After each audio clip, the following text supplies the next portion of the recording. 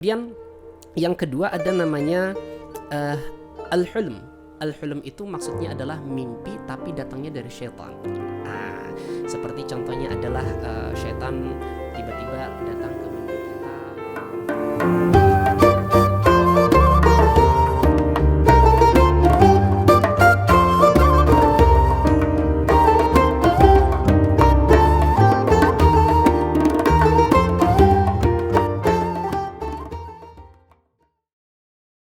Assalamualaikum warahmatullahi wabarakatuh. Halo Sobat ITV, gimana nih kabarnya hari ini?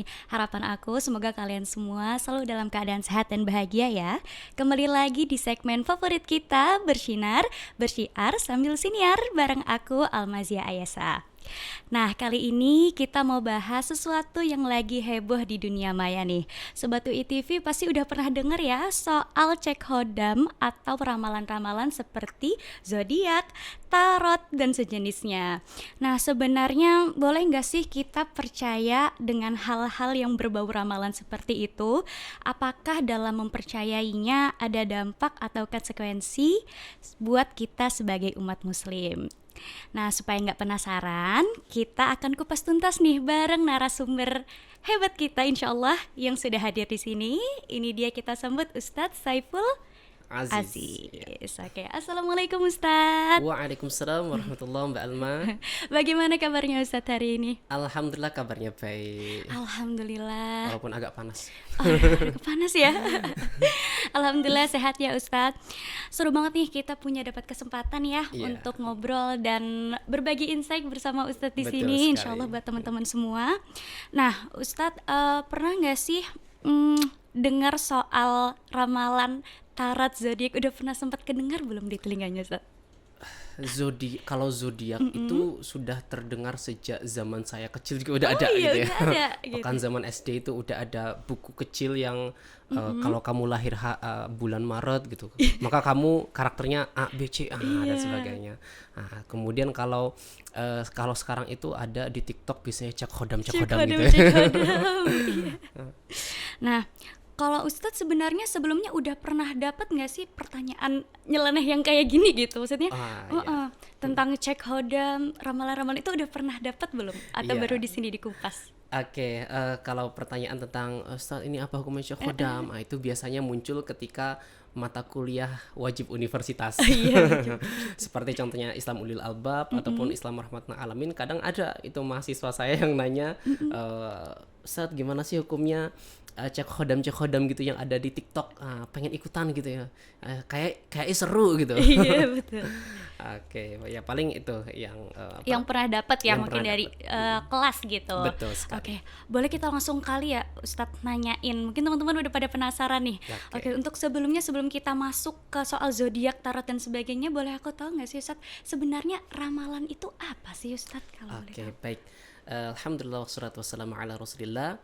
Jadi kalau dalam Islam sendiri ramalan itu berkaitan dengan hal-hal yang gaib. Dan yang namanya gaib itu dalam Islam bisa kita bagi menjadi 3 hal. Yang pertama ada namanya itu gaib hakiki. Kalau gaib hakiki ini contohnya misalkan kita nggak pernah tahu kapan hari kiamat akan tiba. Nah, betul. Karena kenapa? Karena hari kiamat itu adalah mutlak hanya Allah yang tahu, gitu. Dan kita hanya diberikan ciri-ciri saja oleh Allah Subhanahu Wa Taala tentang kapan kiranya kiamat itu akan terjadi. Tapi kalau spesifiknya di tahun berapa, tanggal berapa, bulan apa, itu Allah tidak jelaskan. Maka ini mutlak hanya Allah saja yang tahu. Ya kemarin kan sempat 10 tahun yang lalu kalau tidak salah sempat viral 2012. kiamat 2012. Masya Allah, itu saya zaman masih di pondok gitu ya. Wah, saya belum nikah, belum kuliah, gimana nasibnya kalau udah kiamat duluan gitu ya. Saya masih SD waktu itu. Masih SD malah. Ya akhirnya, nah dari sini kemudian kita dapat pahami bahwa ternyata kiamat 2012 yang diprediksi oleh para peramal internasional itu ternyata tidak terjadi gitu ya. Nah, akhirnya dari sini dapat kita pahami bahwa memang yang namanya hari kiamat itu hanya Allah yang mengetahui. Dalilnya adalah indallahi ilmus sa'ah, atau gimana? Innallaha indahu ilmus sa'ah, bahwa yang punya wawasan atau punya pengetahuan tentang ilmu sa'ah yaitu hari kiamat adalah hanya Allah Subhanahu wa taala saja. Ini yang pertama. Kemudian yang kedua ada namanya ghaib muqayyad nisbi. Nah, gaib muqayyad nisbi ini maksudnya adalah hal yang gaib, tidak kita ketahui, kemudian sifatnya itu terbatas dan relatif. Contohnya adalah Mbak Alma tahu nggak 10 tahun yang lalu sebelum saya jadi dosen saya ini apa? Nggak tahu. Nggak tahu. Saya itu dulu sempat viral gara-gara saya jadi pengamen. Jadi sebelum jadi dosen saya sebenarnya adalah pengamen dulu. Tahu nggak ngamen caranya gimana? Gimana Ustadz? Biasanya kalau ngamen ngapain? Nyanyi, main gitar. Nyanyi, gitar, kencreng-kencreng gitu ya. Kencreng-kencreng, Nah, kalau saya dulu bukan seperti itu cara ngamennya. Tapi cara ngamen saya dulu itu caranya adalah berpidato. Dari bus ke bus, terminal ke terminal gitu ya. Ya, sampai kemudian dari situ alhamdulillah saya kembangkan pada saat zaman mahasiswa saya ikut lomba pidato sampai ke tingkat ASEAN gitu ya. Nah, dulu sebenarnya bekalnya dari pengamen ini gitu ya. Karena pengamennya dengan cara berpidato. Nah, ini contoh Mbak Alma tidak tahu tentang masa lalu saya ini adalah contoh bahwa ada pengetahuan yang sebagian orang itu tahu. Orang-orang yang pada saat itu melihat saya sebagai seorang pengamen di Bandung pada saat itu, maka mereka adalah orang-orang yang mengetahui masa lalu saya yang sekarang saya jadi dosen. Tapi buat Gen Z yang barangkali belum tahu bagaimana perjuangan saya di masa lalu, mereka taunya saya ya dosen aja gitu ya. Nah, tidak ada latar belakang pengamen dan sebagainya.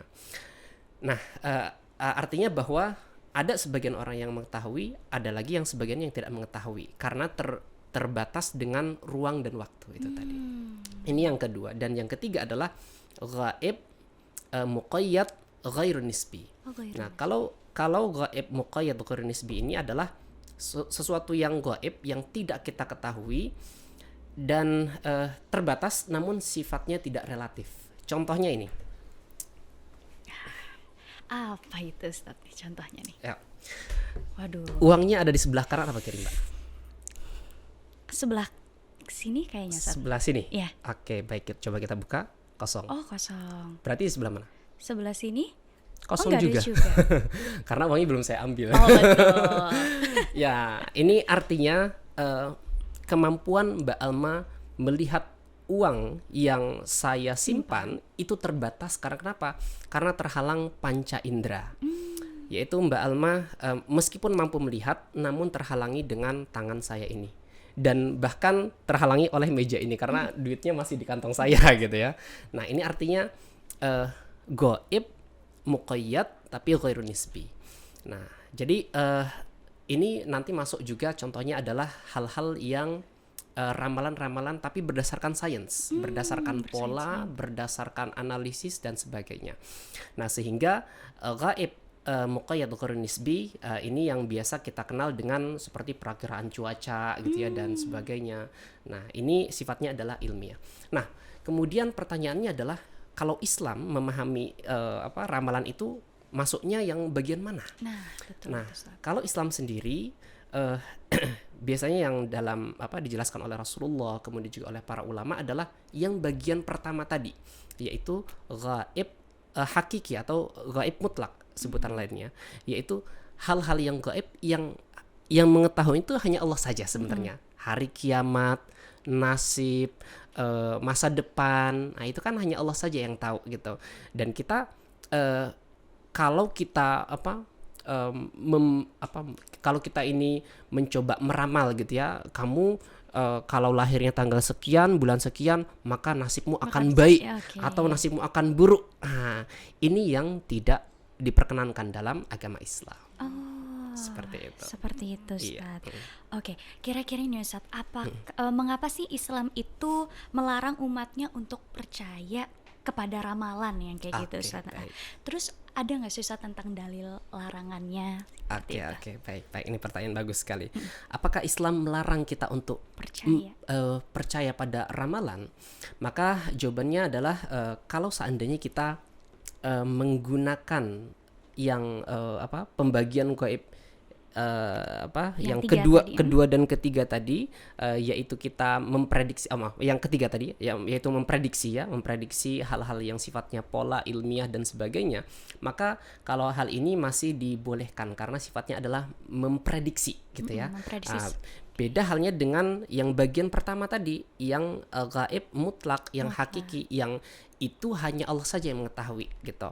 Nah, Islam sendiri melarang kita untuk mempercayai, bahkan jangan mempercayai, mendatangi peramalnya saja dalam Islam itu tidak boleh.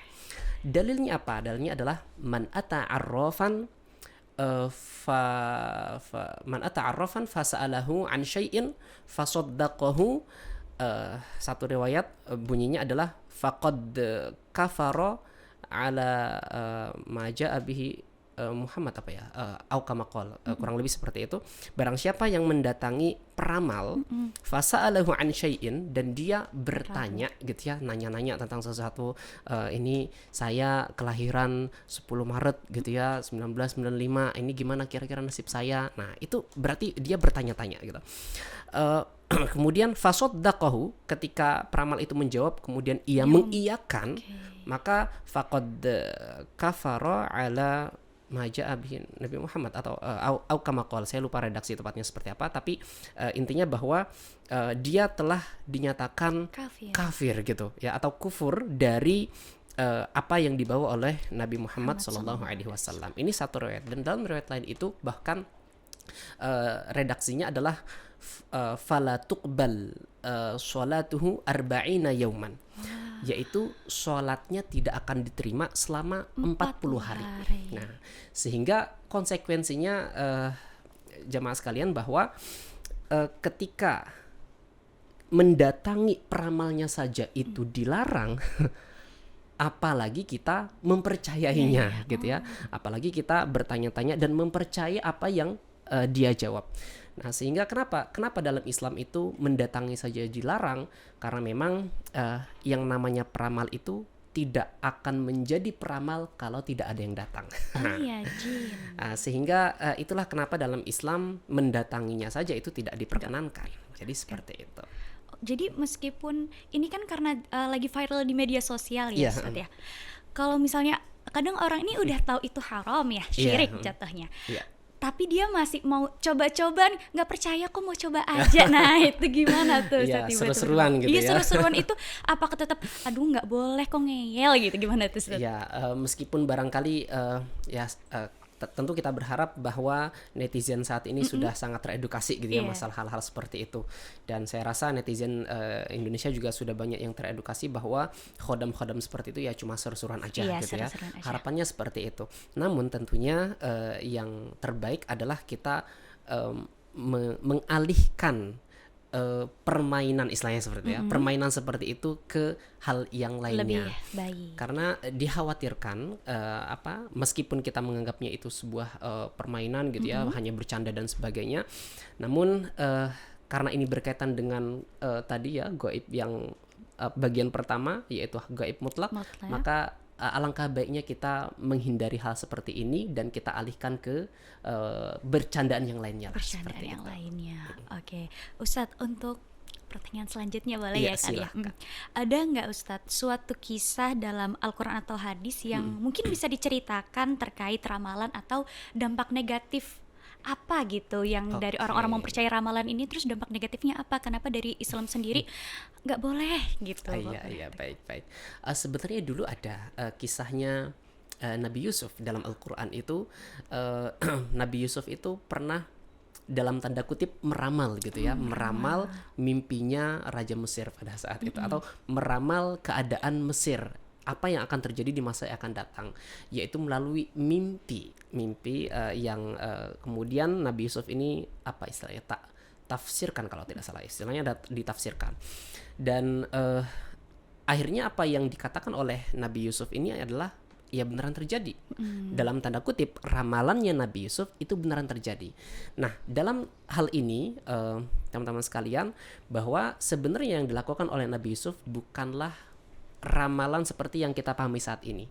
Tapi apa yang dilakukan oleh Nabi Yusuf adalah mukjizat dari Allah Subhanahu wa taala. Oke, pertama ini kita luruskan dulu ya, khawatir ada yang salah paham. Sehingga dari sini dapat kita pahami bahwa mimpi itu terbagi menjadi 3. Nah, ada namanya ar-ru'ya as-shadiqah, yaitu mimpi yang benar yang datangnya dari Allah. Contohnya seperti Nabi Yusuf tadi. Atau contohnya misalkan ada orang soleh yang dia setiap mimpi itu beneran kejadian setelah itu. Karena saking solehnya dia, saking dekatnya dia sama Allah, akhirnya Allah kasih mimpi-mimpi yang kira-kira nanti akan terjadi seperti ini, seperti itu dan sebagainya. Ini namanya adalah ar-ru'ya as-shadiqah. Kemudian yang kedua ada namanya al-hulm. Al-hulm itu maksudnya adalah mimpi tapi datangnya dari syaitan. Seperti contohnya adalah syaitan tiba-tiba datang ke mimpi kita membujuk kita untuk melakukan kemaksiatan barangkali, atau mungkin kita mimpi dikejar-kejar genderuwo atau semisalnya gitu ya. Nah, ini namanya adalah al-hulm. Penyebabnya bisa jadi karena mungkin kita bermaksiat, atau mungkin karena kita belum baca doa sebelum tidur dan sebagainya. Makanya dalam Islam itu, Masya Allah, Rasulullah itu mengajarkan kita kalau mimpi buruk, maka kita ucapkan a'udzubillahi minasyaitonirrajim, kemudian kita ludah sedikit gitu ya, cuh gitu ya, 3 kali. Seperti itu. Nah, ini adalah al-hum. Dan yang ketiga adalah namanya adalah apa istilahnya, an-nafas, depannya saya lupa tepatnya, tapi intinya bahwa yang ketiga ini adalah mimpi ya karena memang berkaitan dengan aktivitas kita, kebiasaan kita, atau apa yang kita pikirkan. Nah, dan ini yang biasa terjadi gitu ya di antara kita semua, yaitu mimpi berdasarkan kegiatan apa yang sedang kita laksanakan pada saat itu. Nah, jadi ini yang ketiga.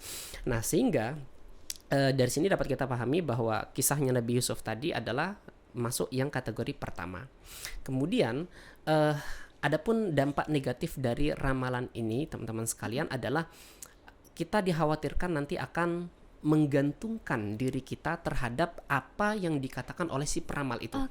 Padahal si peramal itu belum tentu benar juga, dan apalagi itu dihukumi dosa gitu ya. Udah belum tentu benar, itu dosa lagi gitu ya. Kemudian kita malah dibikin takut gitu ya. Kamu kalau nikah sama yang namanya misalkan namanya Muhammad, siap-siap kamu hidupnya susah. Misalkan gitu ya. Nah, kamu kalau garis tangannya nggak lurus seperti ini, siap-siap kamu nanti banyak tugas atau semisalnya gitu ya. Sehingga kita terus kepikiran, overthinking dan sebagainya. Nah, ini yang tidak kita inginkan tentunya.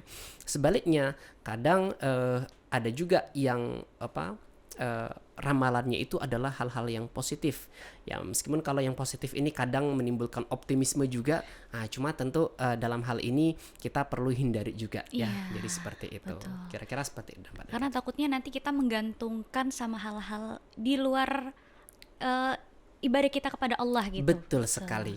Sehingga ikhtiarnya nanti akan berkurang. Kemudian kita kalau ikhtiarnya itu udah kurang, doanya juga tidak mantap, maka akhirnya kita benar-benar menggantungkan nasib kita pada zodiak, primbon atau semisalnya itu tadi. Gitu.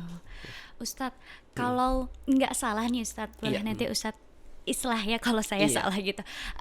Saya itu pernah dengar katanya kalau misalnya peramal-peramal itu mendapatkan kabar-kabar ramalan itu katanya dari syaitan yang mencuri dari bintang. Gimana itu? Iya, betul sekali. Coba dijelaskan, itu saya masih ngambang gitu. Iya. Jadi bagaimanakah para peramal itu bisa mendapatkan prediksi istilahnya gitu ya, prediksi informasi yang akan terjadi buat misalkan Mbak Alma gitu ya. Dari mana para peramal ini bisa dapat?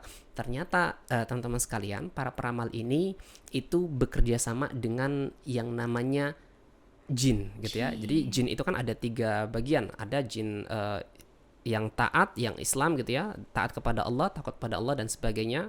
Kemudian ada yang kedua itu jin yang fasik. Yang fasik ini dia takut pada Allah tapi masih memaksiati Allah gitu ya. Mereka mengaku Allah ada, beribadah kepada Allah tapi masih bermaksiat. Ini yang kedua. Dan yang ketiga adalah jin yang kafir. Nah, kemudian syaitan itu yang mana? Syaitan itu adalah yang bagian kedua dan ketiga itu tadi. Nah, jin yang bekerja sama dengan peramal itu, atau kita katakanlah dukun ataupun penyihir gitu ya, ataupun paranormal atau undernormal dan sebagainya gitu ya. Nah, ini bekerja samanya dengan dua golongan jin ini, atau yang kita sebut ringkasnya adalah dengan syaitan. Nah, syaitan ini kemudian berusaha untuk mencuri informasi dari langit gitu ya, dari para malaikat yang ada di atas langit.